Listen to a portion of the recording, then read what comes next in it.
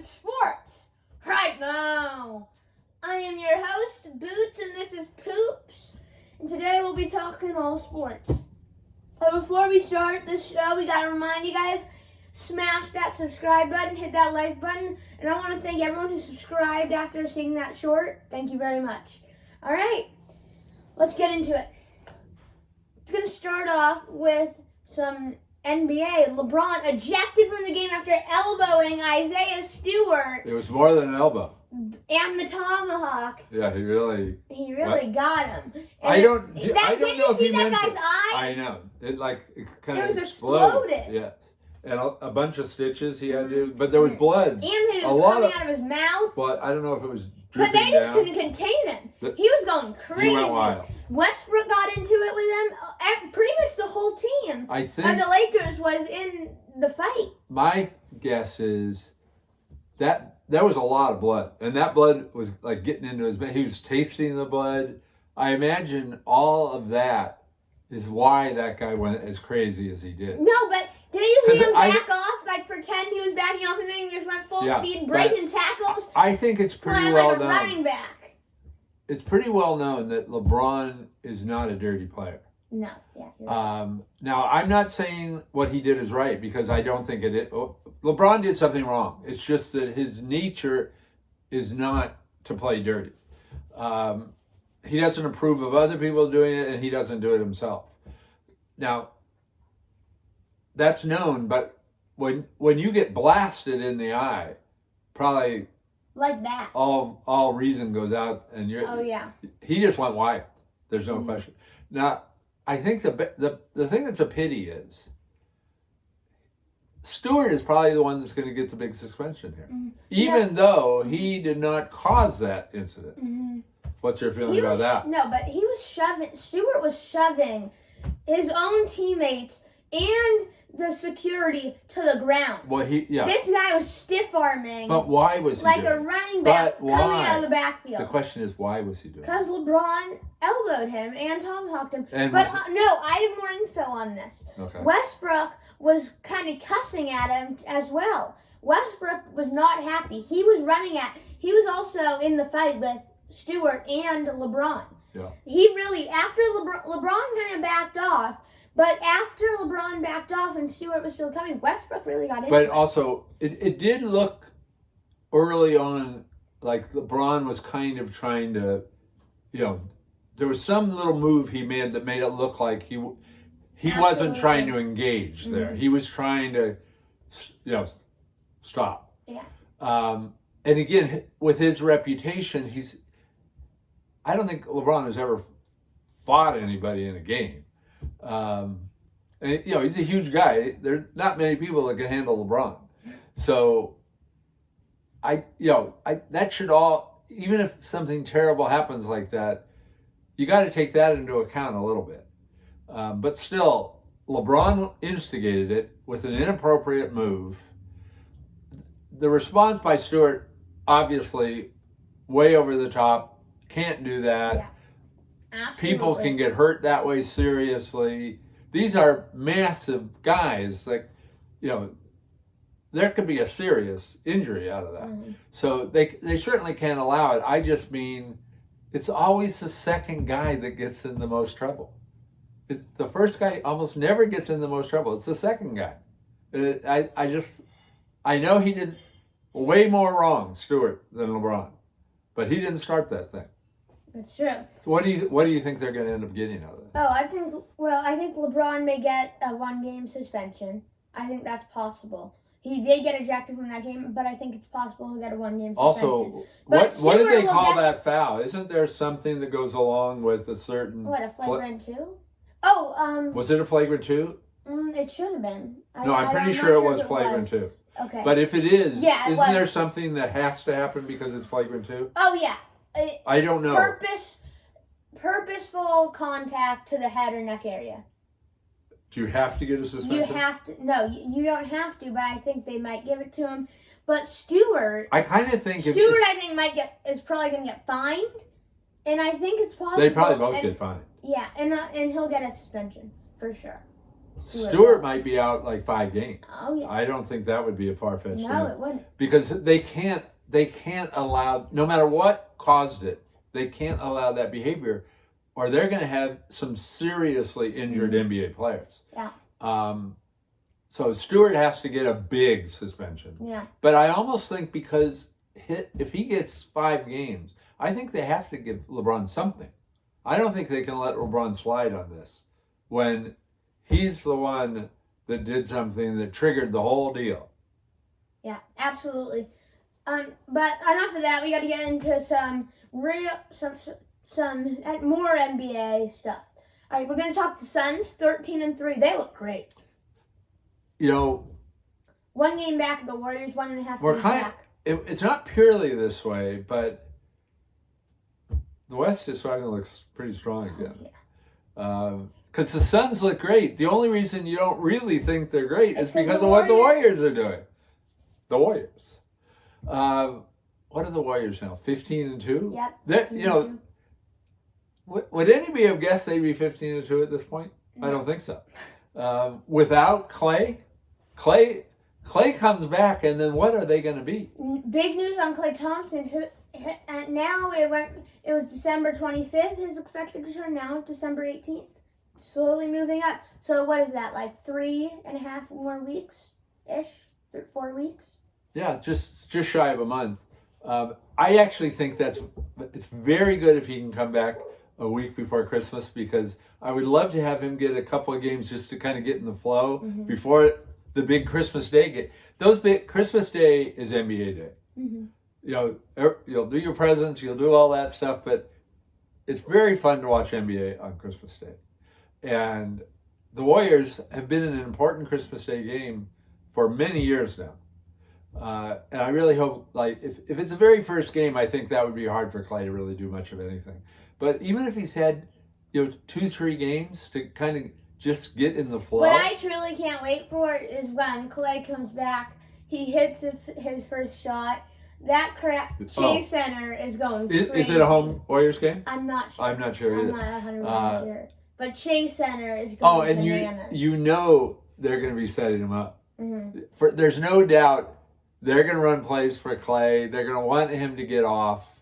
It'll be great fun. Yeah. But the West is looking powerful again.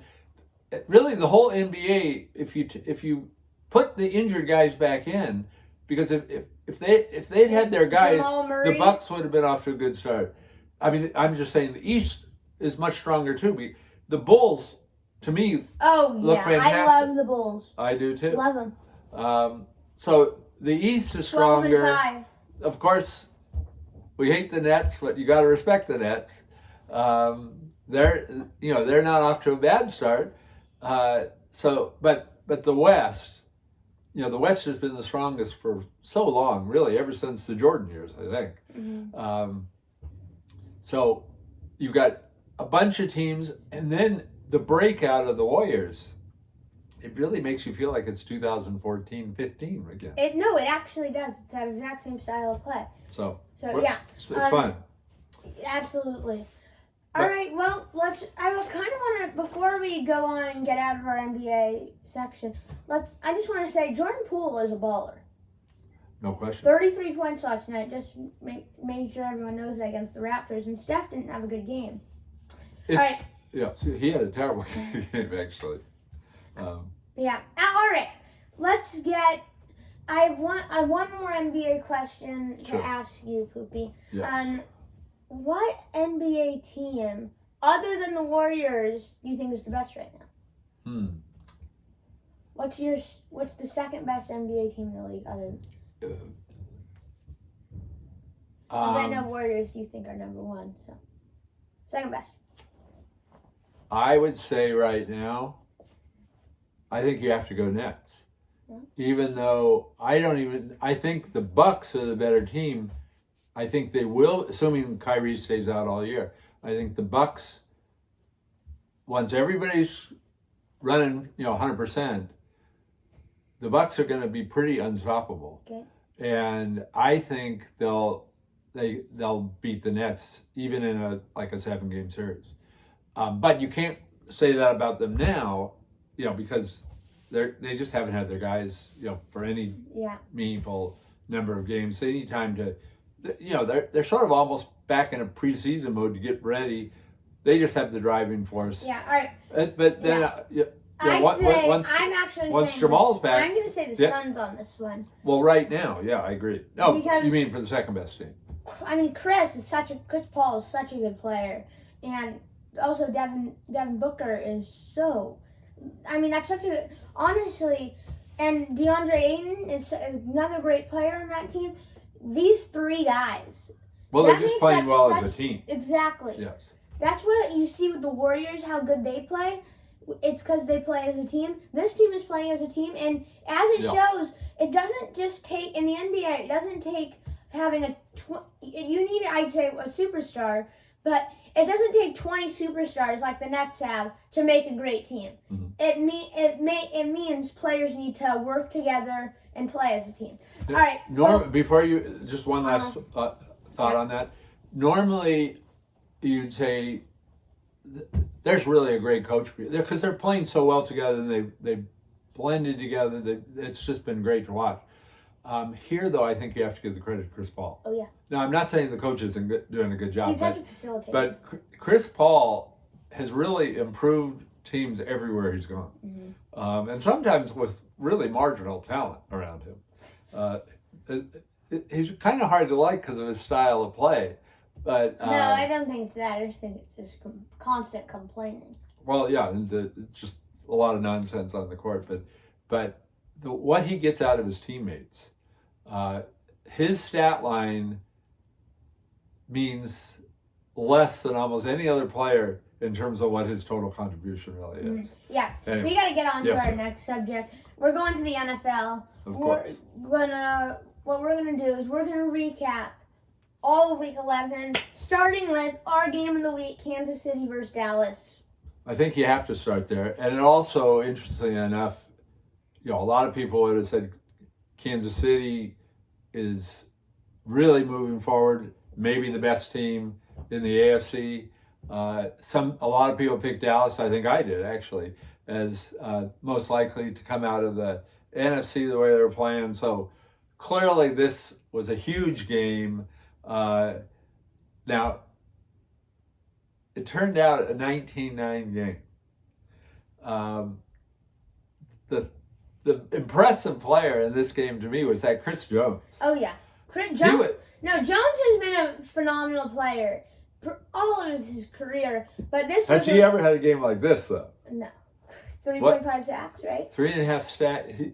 I think he broke up a pass play. I think he forced a fumble. 5 bunch tackles. of other tackles. 3 QB hits. Yeah, I mean, he did it. They could have put him in at quarterback. He probably would have thrown 3 touchdown passes.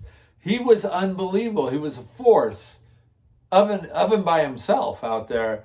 Because really, if you look at the overall game, Mahomes didn't have any special game. I know... The pick wasn't his fault. Kelsey dropped it. No, but right. Nobody. Hill had a couple of nice plays. He had a good run. But you must say this game, if they lost, it wouldn't be Mahomes' fault.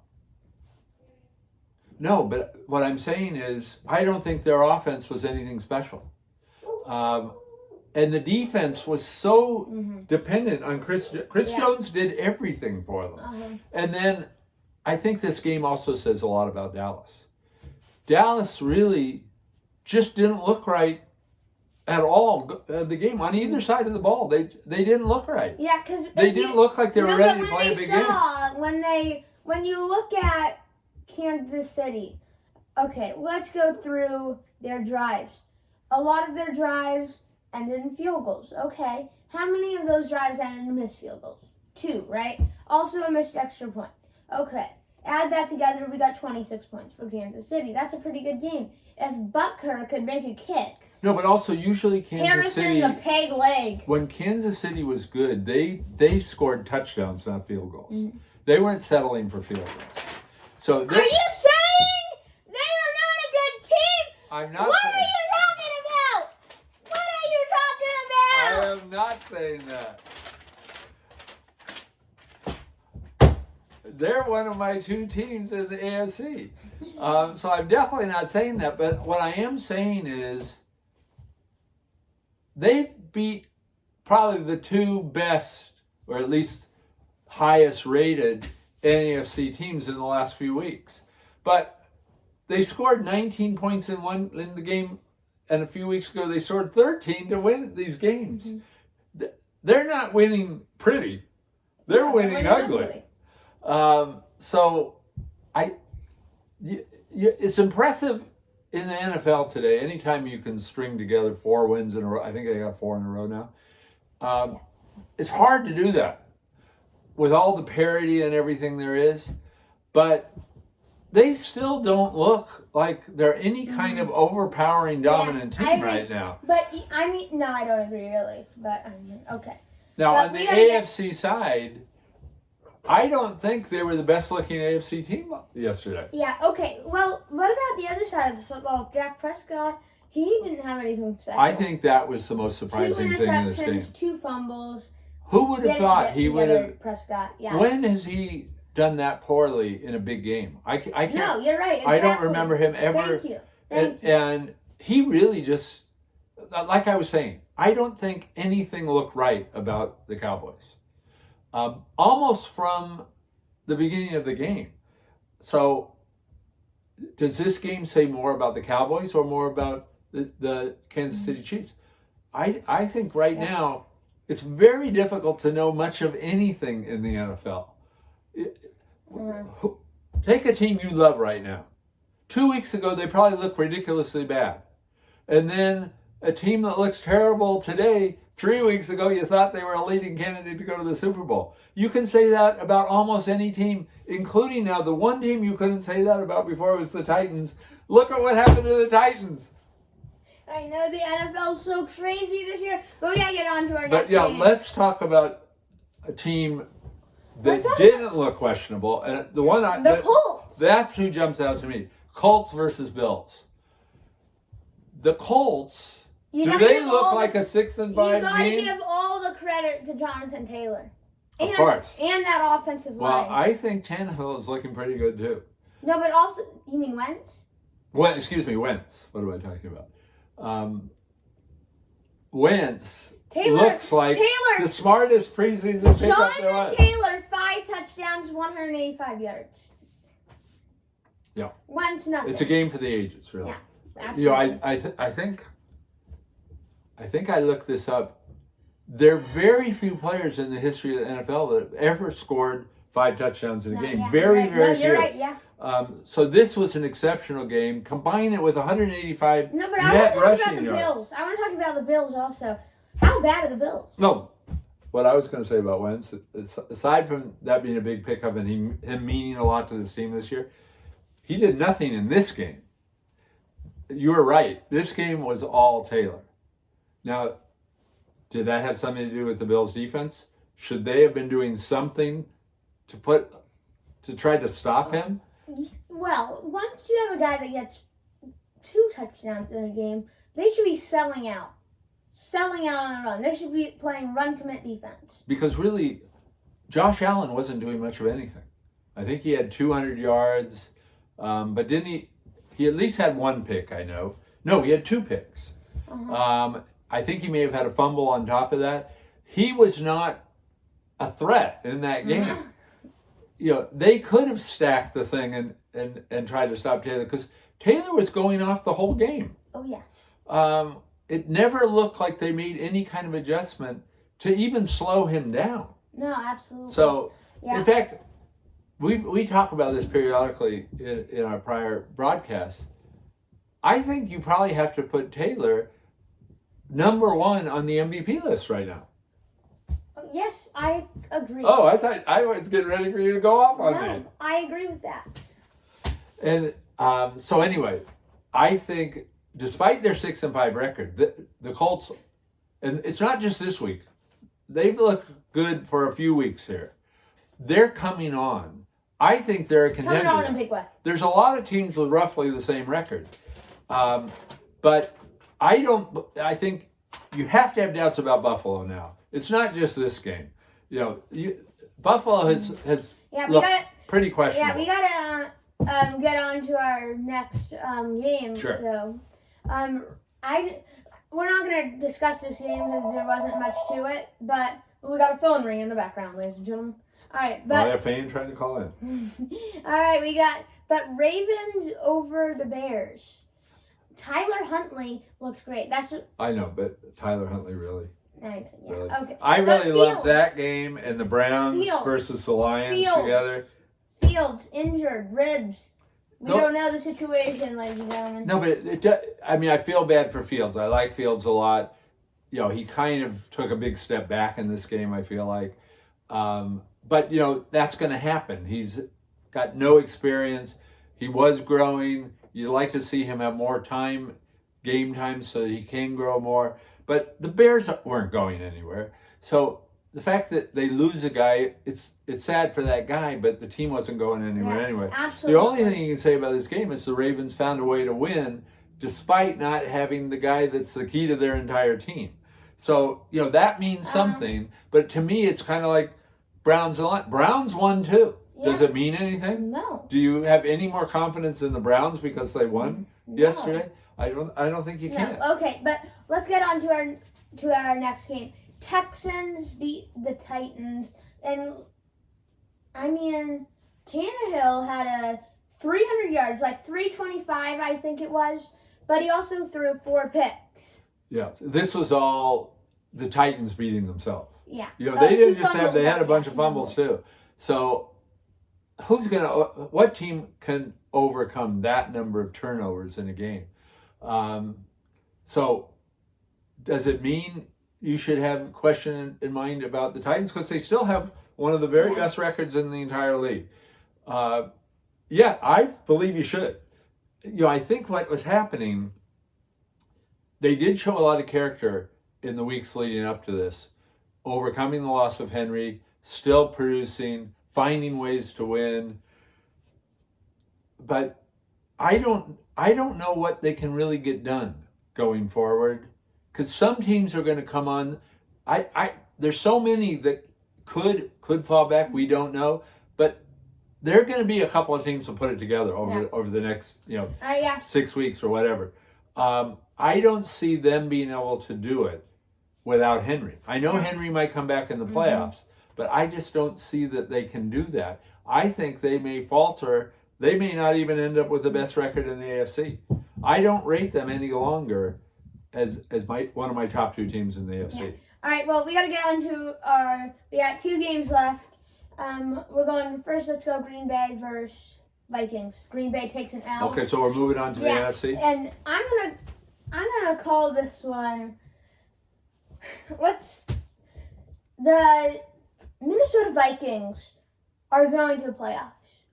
They're 5-5 right now. They are a super strong team. I don't like Kirk Cousins, but I think he's playing great as a quarterback. Well, he sure I really had a don't good like game him. yesterday. I know, but he's been playing great. It was a very entertaining And game. I must say, Green Bay, I'm not faltering them for this loss because I think the Vikings are a good team. And it was a very close game. And it came down to a couple of key mistakes. Key mistakes. So, but I really want to give credit to the Vikings because I think that's where it's due. I disagree with you on this one. I think you do fault Green Bay here. No. Green Bay, for a number of weeks, The defense was bad. looked like they really had a Super Bowl caliber defense, and that could get them through some of the other difficulties they had, injuries and so forth. This game was just an offensive show. There was hardly any defense played in this game. So this shows you there's some issues with that defense. That defense is not as good as it looked. And I think that doesn't mean that they're not one of the leading contenders, but it means you can't have quite the confidence because D does a lot, especially when we get to the playoffs. And they just don't have quite the D that we thought they did. Yeah. Let's go to our last and final NFL recap game. Gonna go Chargers versus Steelers. And I want to start out by saying a couple of things on this. Herbert looked great. The completion percentage might not have been it was high, but I mean it might not have been as like. No question he looked great. No, his numbers his were great. receivers were dropping the football. That's But where they would have been even better. Were coming. He had, and the really thing I loved seeing from Herbert was his ability with his legs. 92 rush yards. He really had played great, and the pick was just kind of fluky off the guy's helmet. But the Chargers, you might be able to. Some people will say they even though they won, it wasn't by much. Okay, I'm gonna say the Chargers dominated this game. Okay, listen to this. Dominated. What was the score? 41-37. You call that domination? How about the D? I'm saying no. That's actually something I want to get to. All right. Before you do, There's fluky things that happened in this game. A block punt because the punter didn't roll out to the right. I mean, that's just a little mistake that set them up at the 3-yard line for a touchdown. Then they had that interception off the guy's helmet, set them up at the 10-yard line for a touchdown. Then they just, like, I mean, say they don't turn the ball over those 2 times. Say that doesn't happen. The score is probably going to be a 2-score game. Well, if you had $1 million, you'd be a millionaire too. I would.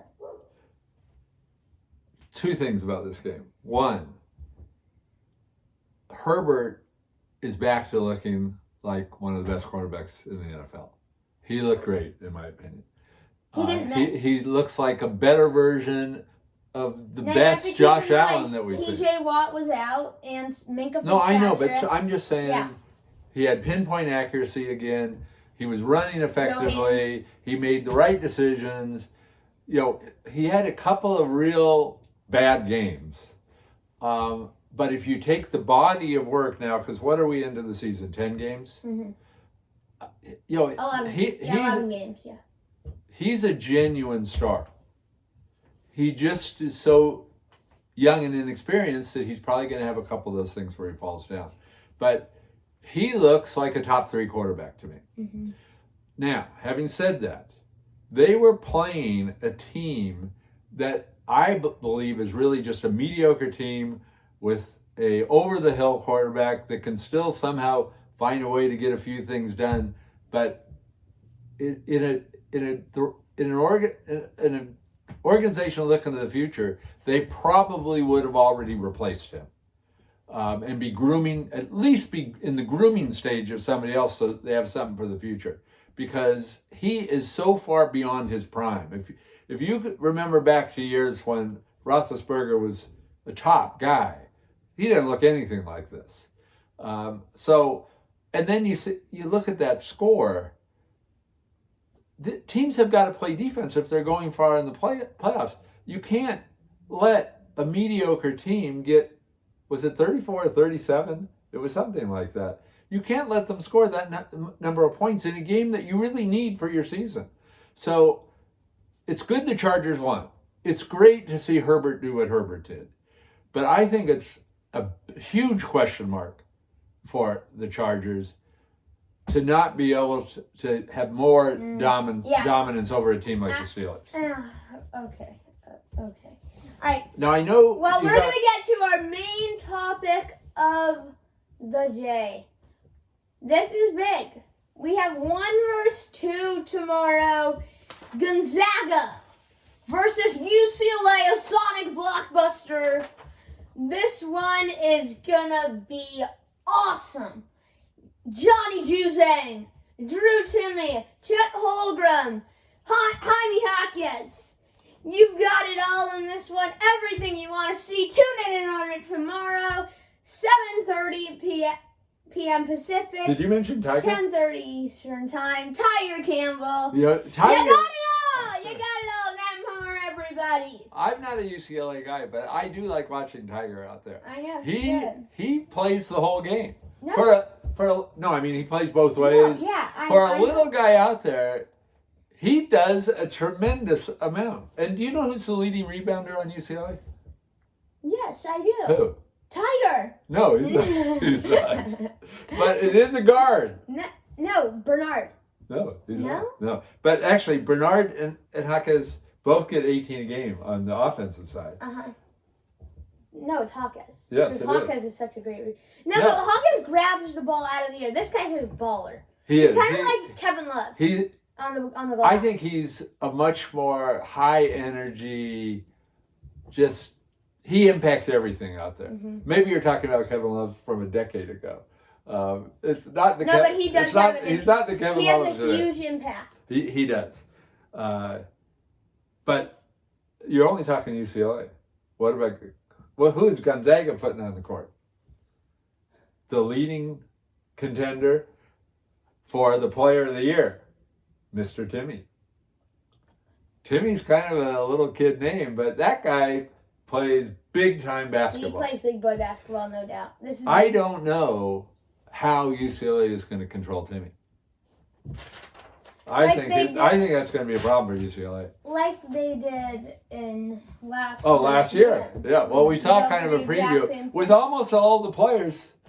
Well, not all the players for Gonzaga, but UCLA. I'm giving UCLA a way better chance to win this game, considering I don't think Holmgren is developed right now. Well, of course he's not. No, and I'm saying He's just a freshman. He's only played 3-4 games. There's something I want to say about college basketball this year. When I'll there's tell not you a what. standout. Huh? There's not a standout. Are you in talking college- teams? Yes. There's not a standout. How can you say that? No, who's the standout this year? Gonzaga. No, Are you not kidding that. me? Not that. I meant who's the standout player? Oh, well, right now it's Timmy. Yes. There's no but question it's Timmy. There's no guy. Did that you watch? No, I did. I'm just saying, there's no guy that I think is going to be a superstar in the NBA. Oh, I agree with you. We're talking though college. There are some players that, and this is true in football too. No, I know. They're unbelievable in college. They don't translate well to the pro league. That doesn't tarnish what they did in college. They're two different games played in a different way. Now I think Timmy will be a good NBA player. I just don't. He's not going to be Larry Bird. Correct. He's not going to be Tim Duncan. Yes. I think he'll be a solid starting NBA player. Now, my question. Now, Holmgren could turn into an NBA star. You can't judge what he's doing offensively. He has to have time to develop. Like you talk about, he's 7'1" and 135 pounds. He's got to have time to develop physically, but he already has a lot of impact on the game defensively with his interior defense. Just being there. He's a shot blocker. He's got that enormous wingspan. He could be a big-time NBA star. So we'll have to see how he develops. But there's no question there. They've got Nembhard, who runs the point for them. He's a tremendous player. I think Gonzaga is kind of in their own category. Now, I don't know what's going to happen over the course of the year, who's going to grow and develop.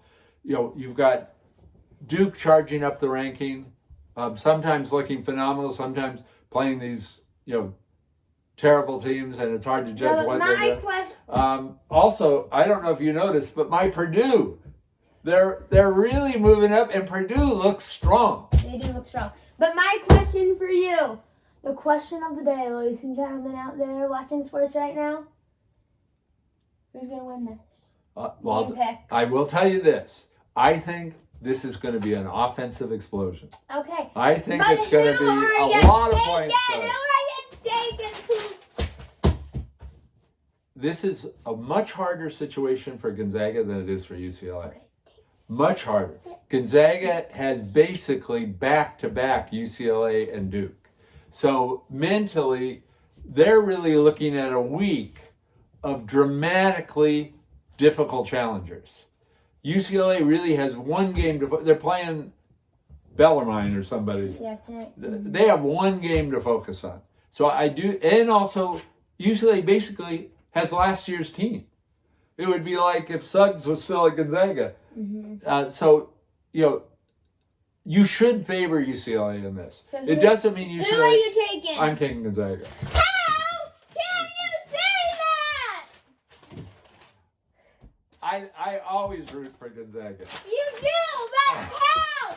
How can you pick them in this ball game? I think, How can you say that? Explain yourself right now. like I said a moment ago, I think UCLA should be a slight favorite. My gut feeling is Gonzaga is going to blow up and do great. And I wouldn't be surprised if Holmgren comes a little out of his shell in this game too. As long as he This is a doesn't. freshman game. I'll tell you what, it's long- Holmgren is going to play 5 minutes in this ball game. This guy is this is a man's game, this one. You know, I could be wrong, but almost always now, the best player in the country is a freshman. The top draft choice is a freshman. At some point, Holmgren is going to bust out, and I kind of hope it's tomorrow. I love Gonzaga. Gonzaga could never recruit players like this in years past, and they still got far deep into the tournament. It's an easy team to root for. They got a great coach. Now they're able to recruit players. They've got a guy, Timmy, who's come back, and hopefully will get Player of the Year. They got a point guard that they can count on, that's steady and stable. I think this is going to be a wonderful game. I think it's going to be offensive, every direction, every minute of the game. I'm picking Gonzaga in a close one. I am picking UCLA. You guys probably already know that right now. Johnny Juzang is averaging like 25 points He's per a game. talented player too. I will give you that. Jaime Jaquez is averaging 18 points a game. Gio Bernard is averaging, I think, around 15, 18 a game. Maybe even higher than that. I'm not 100% sure. Tiger averaging around 15 a game. Okay. That's that. Are you saying it's a close game, or are you picking them to win in a blowout? We know the offensive side of the ball for UCLA. Let's go to the defensive side of the ball. Tiger's a great defender, I'd say. Juzang is not. But they've got guys off the bench they're going to bring in this game to stop him on defense. But To stop Timmy? You think they're going to be able to stop Timmy? I think Hawkins is going to be able to stop Timmy. They're going to. I don't know if that's even the matchup. No, they're going to. If they put Hawkins, they probably will put Hawkins on Timmy. Okay. Excuse me. But if they do that, Jaime Jaquez. Did that maybe clear your brain a little bit? Because obviously you're confused. He's such good on defense, and he's a huge rebounder. Like we said earlier in the show, I just think UCLA's going to flat out outscore them. I'll tell you who I think the winner's going to be. I'll tell you who I think the winner's The winner's going to be the fans. To get to see number 1 versus 2 this early in the year, 2 wonderful teams like this that very likely are both going to be Final Four All right, teams. so you're taking Gonzaga. I'm taking UCLA. Yes. I'm taking UCLA, but I think it's going to be a great game. Well, how nice would it be if it went overtime like last year? I know. Okay. We just want to say to finish off our show today, me and Poops tied on our Boots and Poops tied on our picks last week. We both had a winning record, 5-3. I really feel your pick of Michigan State should count double. Okay. Well, thank you for watching Sports Right Now. We're saying so long from our studios. Goodbye from Sports Right Now.